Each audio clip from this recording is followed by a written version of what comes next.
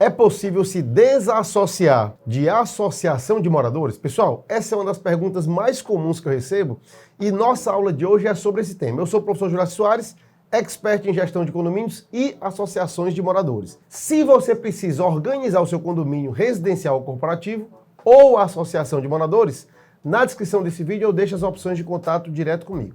Lá você pode pedir orçamento para auditoria de prestação de contas, elaboração e atualização de convenção e regimento interno, e síndico profissional, dentre outros serviços especializados a condomínios residenciais e corporativos e associações de moradores. Então vamos ao tema de nossa aula de hoje, onde temos que responder a seguinte pergunta: é possível se desassociar de uma associação de moradores?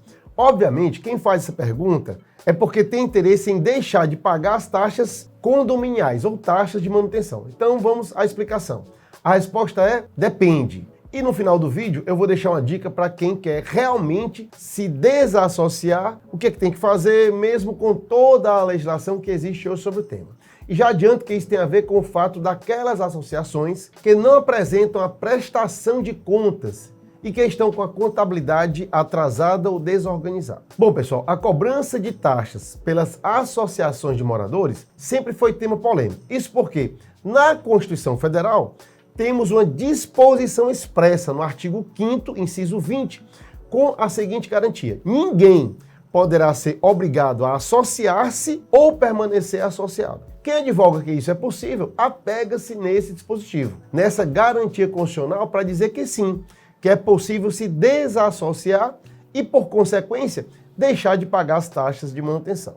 Em 2015, o STJ se posicionou sobre o tema 882 em dois recursos especiais de números 1.280.871 de São Paulo e 1.439.163 também de São Paulo. Naqueles julgamentos, o STJ firmou a seguinte tese: as taxas de manutenção criadas por associações de moradores não obrigam os não associados ou que a elas não anuíram. Aquele julgamento acabou fortalecendo a tese de que sim, é possível, é constitucional e legal se desassociar e, de quebra, deixar de pagar essas taxas dessas associações. 2 anos depois, em 2017, a lei número 13.465 alterou a lei de parcelamento do solo urbano, que é a lei de número 6.766, de 1979, e introduziu o artigo 36A e seu parágrafo único com o seguinte teor: artigo 36A. As atividades desenvolvidas pelas associações de proprietários de imóveis, titulares de direitos ou moradores em loteamentos ou empreendimentos assemelhados, desde que não tenham fins lucrativos, bem como pelas entidades civis organizadas em função da solidariedade de interesses coletivos desse público com o objetivo de administração, conservação, manutenção, disciplina de utilização e convivência, visando a valorização dos imóveis que compõem o empreendimento, tendo em vista a sua natureza jurídica, vinculam-se, por critério de afinidade, similitude e conexão, à atividade de administração de imóveis. E no parágrafo único ela diz que a administração de imóveis, na forma do caput desse artigo, sujeita seus titulares à normatização e à disciplina constante de seus atos construtivos, cotizando-se na forma desses atos para suportar a consecução dos seus objetivos. Então, a partir daí, pessoal, tem-se a instituição por lei de uma obrigatoriedade em relação ao financiamento das atividades das associações, por meio do pagamento dessas taxas condominiais ou de manutenção. Pessoal, preste atenção, o teor da lei faz uma exigência clara de que essas associações devem ser de finalidade não lucrativa. Anota aí essa obrigação, esse requisito obrigatório, porque mais na frente a gente vai voltar a tratar desse tema. Isso é fundamental para quem quer pular fora de uma associação de moradores e, de quebra, deixar de pagar as taxas. Fica ligado. Bom, seguindo, a partir do julgamento do STJ em 2015 e da alteração da lei em 2017, a polêmica continuou. E, obviamente, a querela foi parar foi parar lá no STF, por meio de um recurso extraordinário de número RE 695.911, tema 492 da lista de repercussão geral. Pessoal, as teses de repercussão geral se referem aos recursos extraordinários que foram julgados e já tiveram suas teses fixadas, e o entendimento deve ser aplicado a todos os processos semelhantes que estavam suspensos, exatamente aguardando o julgamento, e nos posteriores. Bom, pessoal, esse recurso só foi julgado, o encerramento do julgamento só ocorreu em dezembro de 2020. E o que diz a decisão? Podemos dizer que a decisão é muito boa para as associações de moradores, no caso de loteamentos com acesso controlado, fechado. Tem que ser aquela associação em que o condomínio ele é fechado, ele é todo murado e tem um acesso controlado para a entrada. Isso porque o julgamento estabeleceu um marco temporal para a cobrança dessa taxa associativa, a partir da edição da Lei 13.465, em 11 de julho de 2017. E o STF fixou, portanto, a seguinte tese: é inconstitucional a cobrança por parte de associação de taxa de manutenção e conservação de loteamento, certo? De proprietário não associado até o advento da Lei 13.465 de 2017, ou de lei anterior, lei municipal, que discipline a questão, a partir do qual se torna possível a cotização dos proprietários de imóveis titulares desses direitos.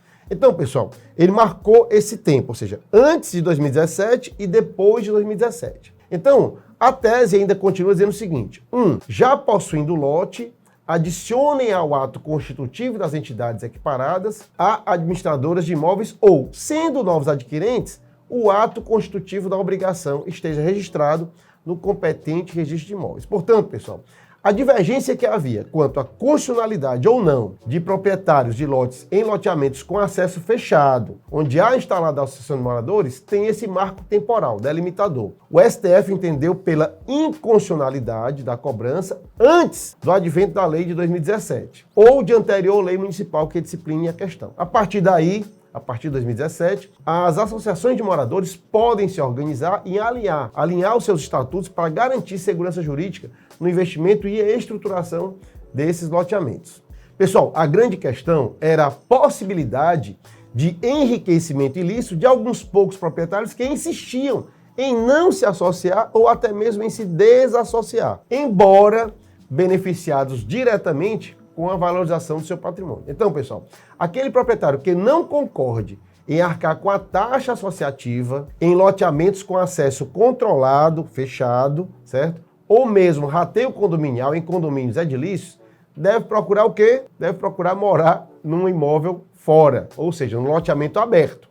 Até porque a escolha do local para residir é uma questão pessoal de cada adquirente. Agora, chegando ao final, vamos alertar para um dos requisitos que a lei exige para que a associação de moradores se legitime no direito a essas cobranças, que é a comprovação de que é entidade sem fins lucrativos. Ou seja, para a manutenção dessa característica, a contabilidade, pessoal, tem um fator primordial, isso mesmo. A lei exige que as entidades sem fins lucrativos atendam pelo menos 7 requisitos a seguir indicados. Primeiro, não remunerem de qualquer forma seus dirigentes pelo serviço prestado. Segundo, aplique integralmente no país seus recursos na manutenção e desenvolvimento de seus objetivos. Terceiro, mantenha escrituração contábil completa das suas receitas e despesas, em livros, obviamente, que sejam revestidos das formalidades que assegurem a exatidão das suas operações. Quarto, conservem em boa ordem, pelo prazo de 5 anos, toda a documentação comprobatória de receitas e despesas. 5. Apresentem anualmente a declaração do Imposto de Renda à Receita Federal. 6. Assegurem a destinação do seu patrimônio a outra instituição que atenda às condições para gozo da imunidade no caso de incorporação, fusão, cisão ou de extinção da pessoa jurídica, ou a órgão público. E 7. Não distribuam qualquer parcela de seu patrimônio ou de suas rendas a qualquer título. Então fica o alerta. Se a associação não mantém a contabilidade em dia, certamente não poderá comprovar a manutenção da sua condição de entidade sem fins lucrativos. Se não apresenta regularmente as contas, se essas contas não estão devidamente aprovadas, ou seja, se há falhas na contabilidade, esse é um fator de risco que pode, em último grau, até descaracterizar a entidade como detentora da isenção ou imunidade tributária. Pessoal, esse vídeo acabou ficando muito longo, então se você ainda tem alguma dúvida sobre esse assunto e quer ajuda com esses temas, fala comigo. Forte abraço e até a próxima.